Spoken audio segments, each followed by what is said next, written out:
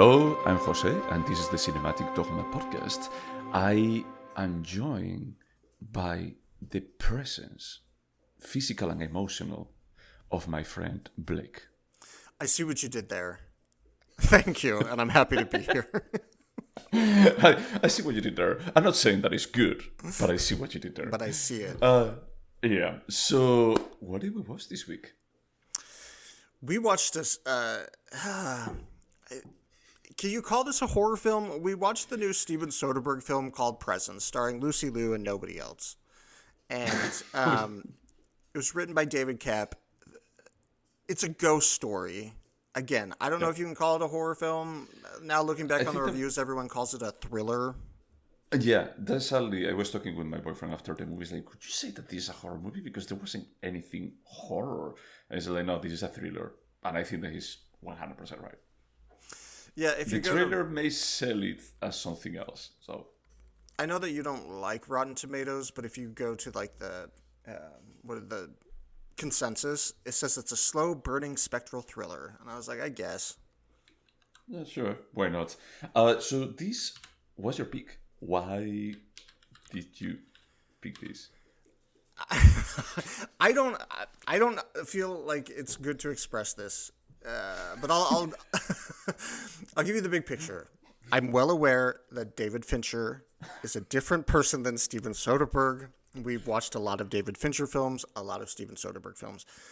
Again, well aware there's a difference. For some reason in my head, while I was always aware this was a Steven Soderbergh film, my body expected a David Fincher film, and I don't know why. I've been trying to figure it out.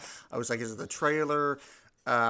So anyway, that is literally the reason why, because I was like, oh, this is like The Game with a ghost. I was like, The Game with a ghost, I like that definition. So, fun thing, I don't think that we watched anything for the podcast from Steven Soderbergh. Nothing? I'm checking, and I don't see anything that we did watch for this. We didn't see this is a producer. But just take a look. I had the feeling... Wow. That's crazy. We should definitely do something by him at least. When I said do you feel like I used to be a big Soderbergh fan? Like if he released a film, I would go see it no matter what. Now that's not the case necessarily, but I used to really like him. Oh, interesting. Yeah, I think that you mentioned it before. For me, it has always been a bit of indifferent. I think that I like Traffic quite a bit, but beyond that is that I only remember him as the director that shot George Clooney's ass on Solaris. You didn't see Sex Lies and Videotape? I don't think so. I was Erin Brockovich. We should watch Sex Lies and Videotape. Like that was his Sundance film that launched his career. Oh wow, it was his first film too. Yeah, I could be down for it. And it's super kinky. It's like Elle from 1989. Oh, wow. Okay. Yeah, I'll be down for that. So, this was your pick. Should I summarize it? I feel like that's not really fair. It's pretty easy to summarize this one. Go ahead, Jose. You give just us enjoy this one. Yeah. Okay. So, as this is still on the cinemas, I'm going to try to keep it pretty light and vague. I think that the trailer gives away like the gist of the story. That is like a family just moves into a house that they just bought, and they start feeling like there is a presence in the house. The interesting or creative thing is that we see everything through the eyes of that presence. So it's following always the family, sometimes interacts with them in one way or another, and the whole movie is around like the family drama of these people like dealing with this, but also with their lives. I want to add, just you gave a perfectly accurate description, but it's taken to such an extreme that we rarely see a full conversation because people like walk in and out of the house in the middle of conversations, so you just get little bits here and there. Anyway, please continue. No. That's a good point. Is that basically the whole structure is vignettes. They are like chronologically ordered, but so we start like seeing when they're going to be like putting the house for sale.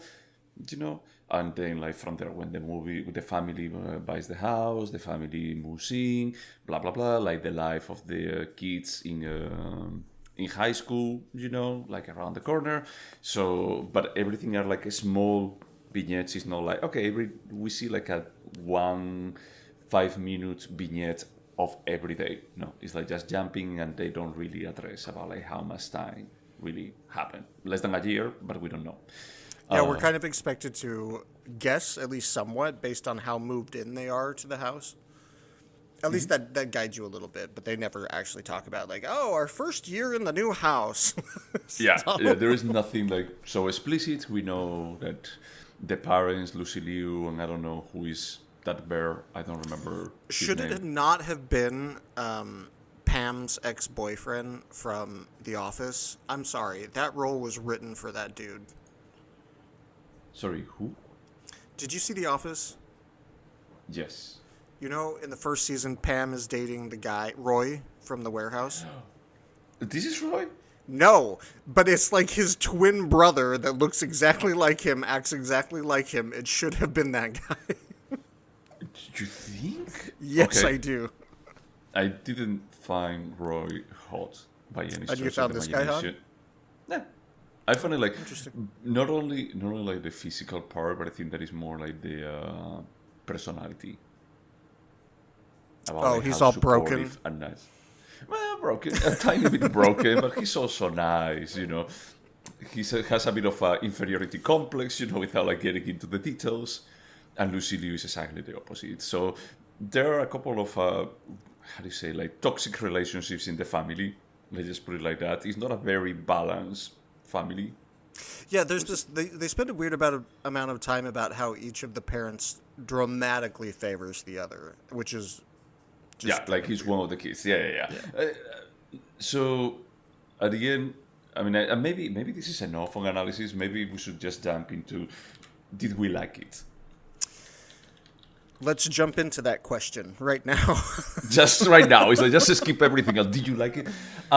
I can tell you from the trailer, I thought that I was going to hate it with all my soul. I was about to tell you, like, do you really want to watch this? Because I don't have too much hopes about it. And I was entertained. Let's just put it like that. I was entertained like for those 90 minutes. I thought that I was going to be throwing up after the first minute of the wide lens camera, like just walking all around the house. But then I was like, okay, that's fine. It's a gimmick. It doesn't give me like much more, but it's a creative decision that I can live with. So I was entertained. I found the script weak as much as you poke. Sorry, when you start like just poking at it, I just felt it's like, okay, this has holes on it, but I'm going to roll with it because I like the family drama aspect. But I felt like the family drama aspect wasn't developed up to their full extent. So we're giving like traces of things, but it's almost like, yeah, I don't want to care too much about telling you what Lucy Liu has done or why the husband is feeling in this way. Why Lucy Liu is getting drunk with her son? Well, that part is bizarre. It's towards the beginning of the movie, but it was like, is this going to be an incestuous movie? Yeah, it felt very uncomfortable. Yeah. I agree with your assessment. One, I was entertained. In fact, I think the film is almost 2 hours, and to me, it did not feel like 2 hours. So maybe it's an hour 45.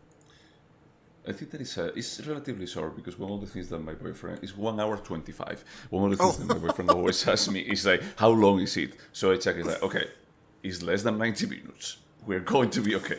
That's so interesting because my showing started at 7:15 and I got out at 9:15. Anyway, it doesn't matter. I did feel entertained. I never felt like it dragged exactly. Maybe a couple places, but overall, I felt like the pacing was good. There were some real surprises that are towards the end with a friend of the son that I won't get into that I felt like, oh, now we're kicking it into high gear. This is getting interesting. Yeah. Let's just go into the details But because then it's truly a thriller. Yeah. And then ultimately there's the ending, we'll just say, just kind of crushed my perspective of the film. I was like, oh no. And so the ending just, even if I enjoyed the first hour and 15 minutes, the last 10, I just kind of took the wind out of my sails, as it were.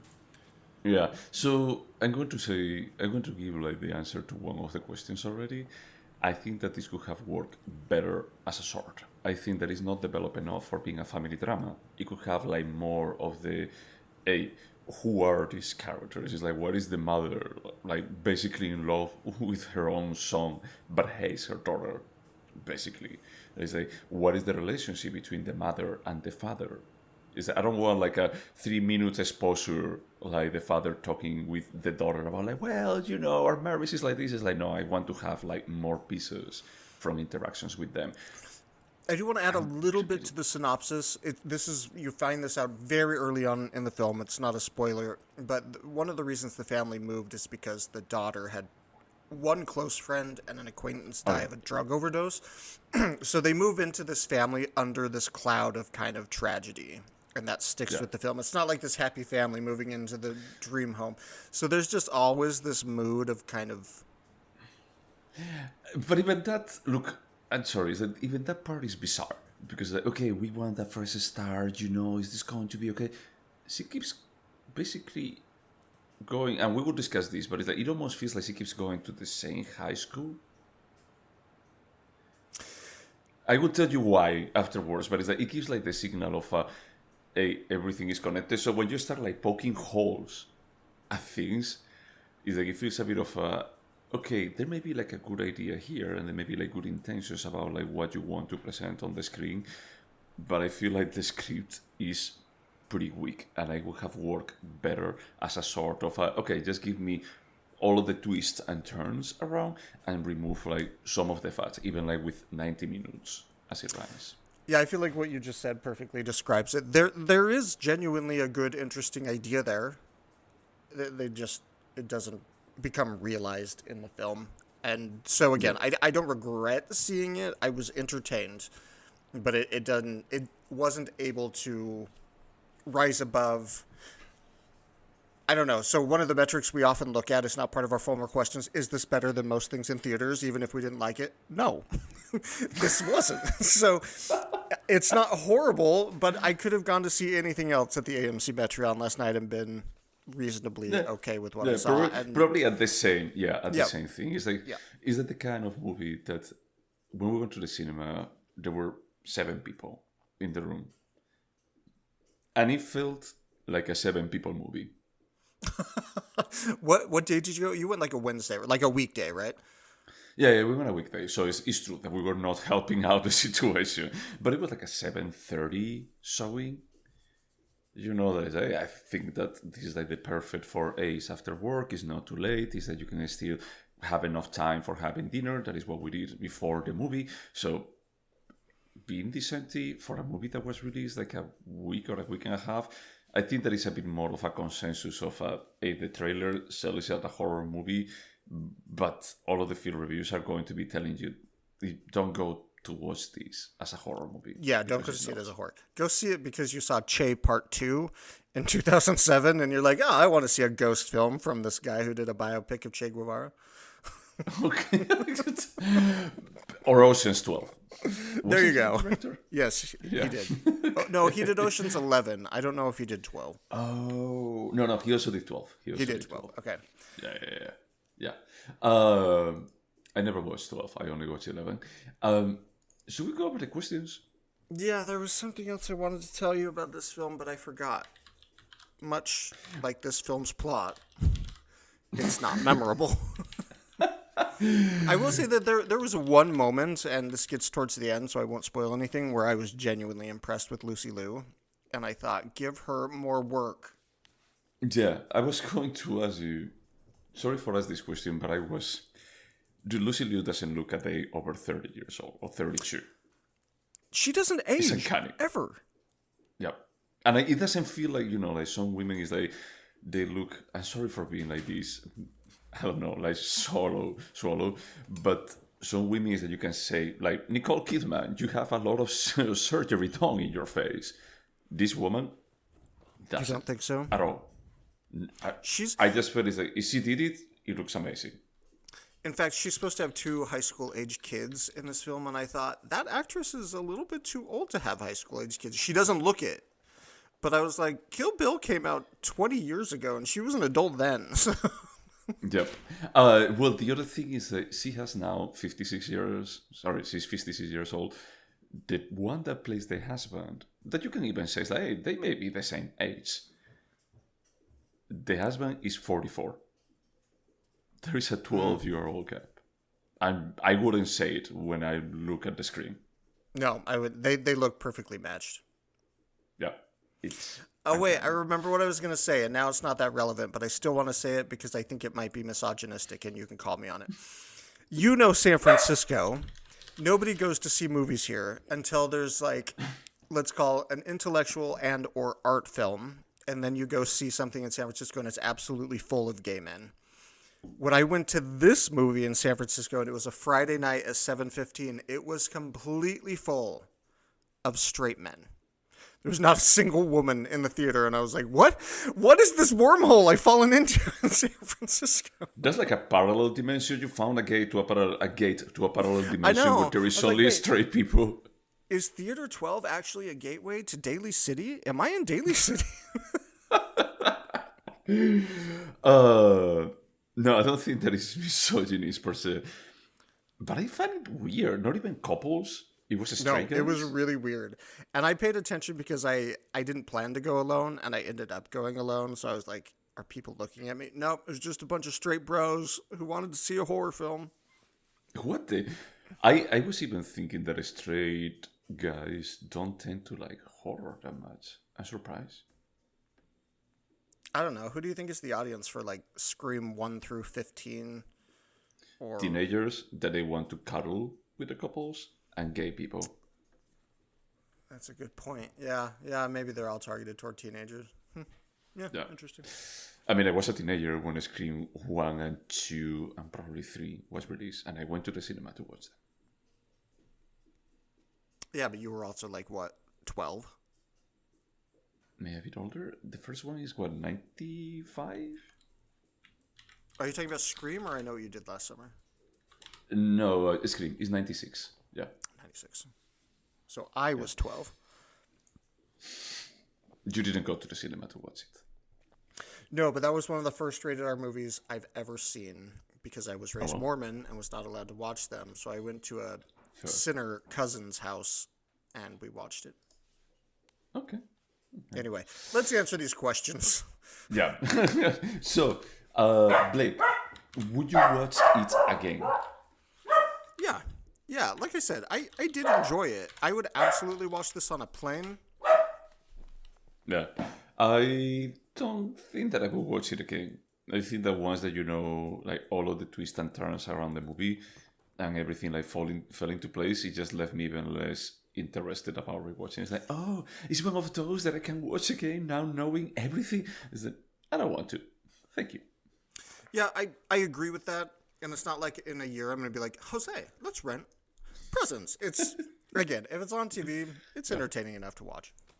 Would you recommend it? I don't think so. The reason I paused is because I can't think of a single ghost story that I would recommend. And maybe I would recommend a ghost story.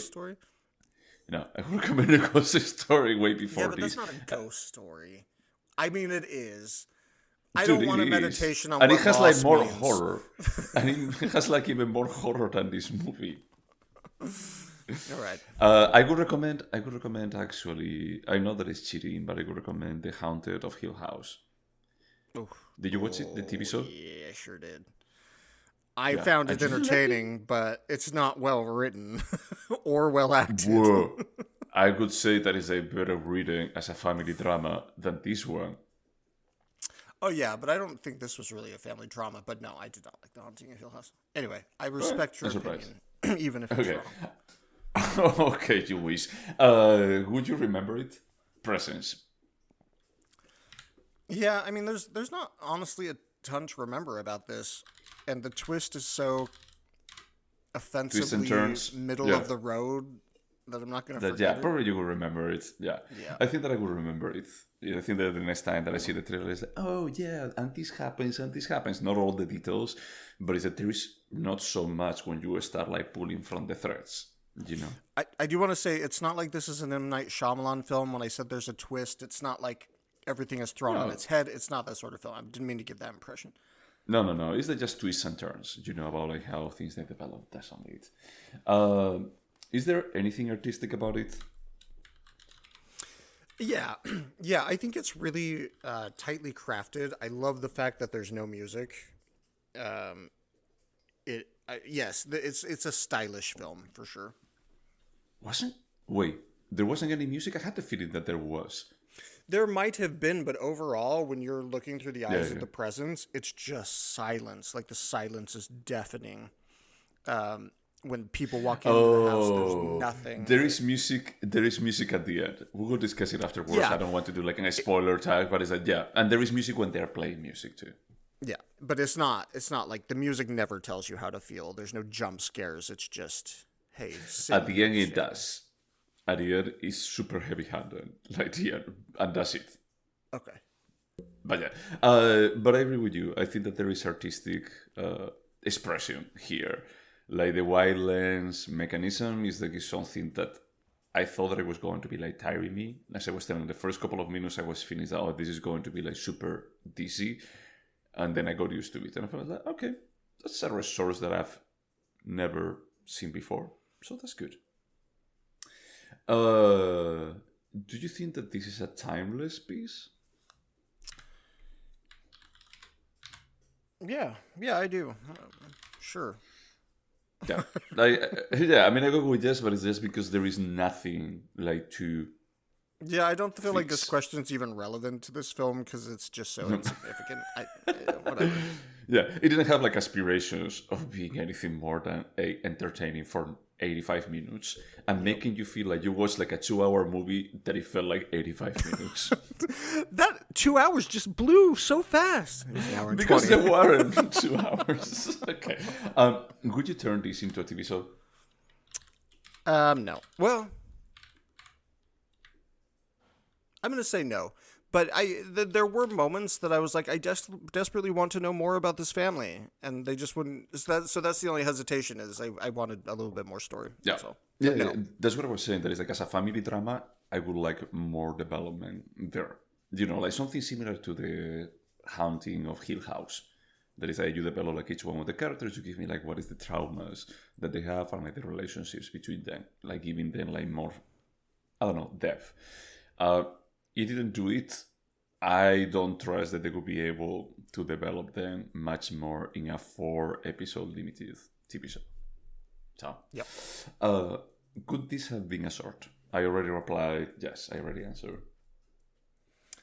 Yeah, it could have been. I will say there's something to the kind of rhythm of the film, but you could get it under 6. Well, now that I know it's an hour and 25, yeah, you could easily cut 25 minutes. Yes, you can.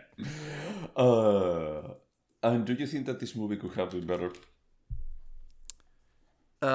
Yes. It's. I mean, it's just the script, right? That's Yeah. what I would point to.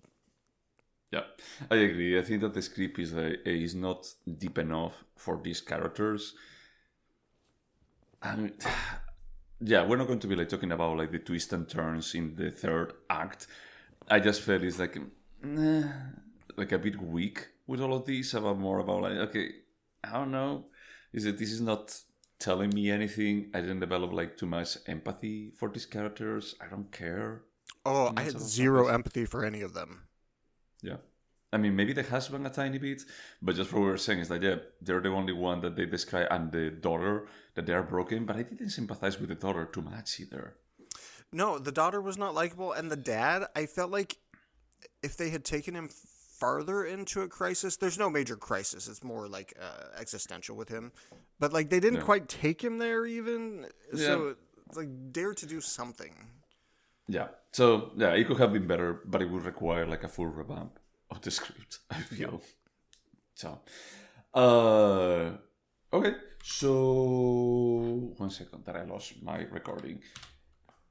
So, before we score, I want to tell to the audience, please just subscribe, smash the like button, tell all your coworkers about this amazing podcast that you are listening to, you know. We're here every Spread the week to love. tell you how to feel. Exactly. Spread the love so we can tell to more people how they feel. Okay, but going into the score, this was your pick. So I guess that I have to score it.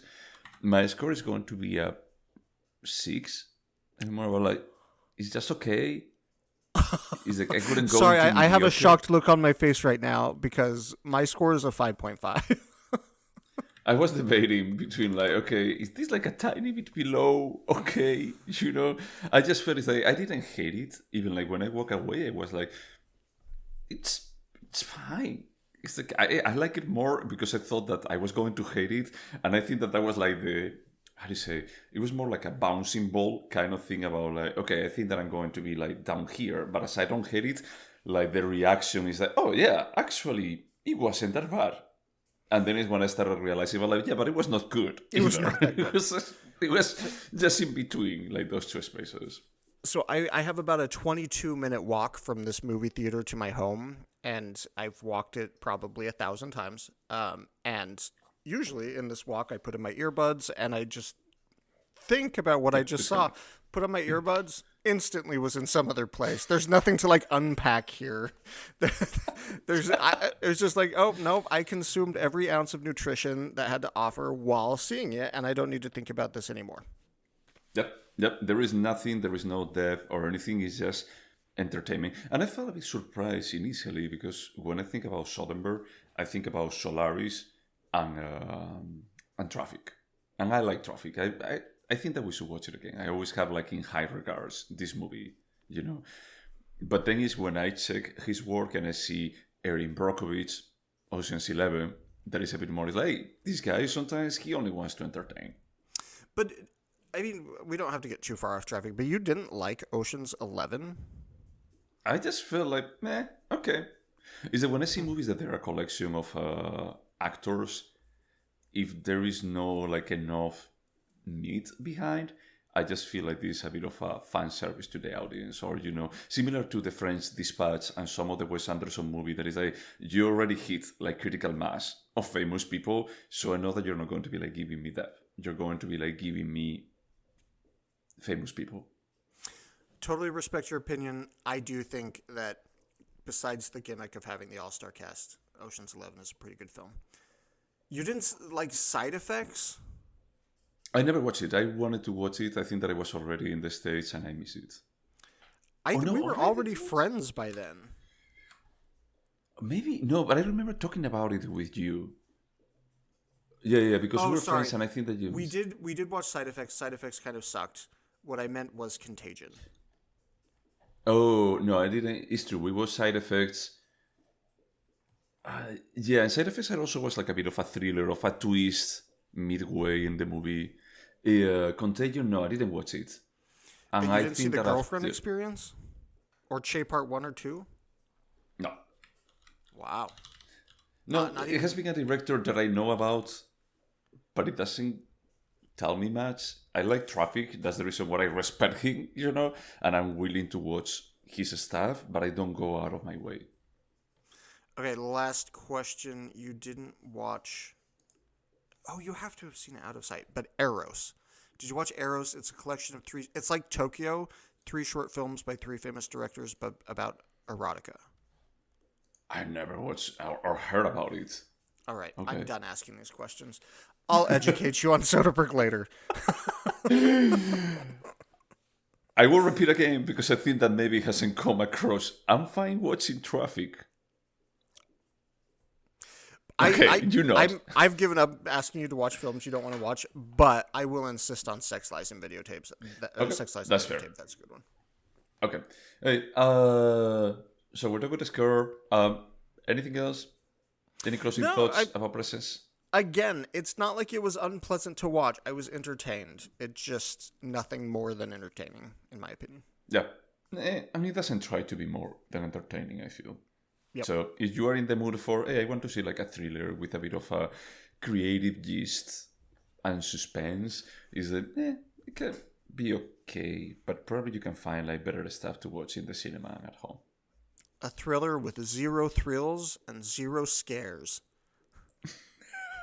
Isn't that creative? Wow, you would never expect that. It's defying. It's genre defying. Hey, to everyone out there, thank you so much for putting it with us. And until next time. Hey.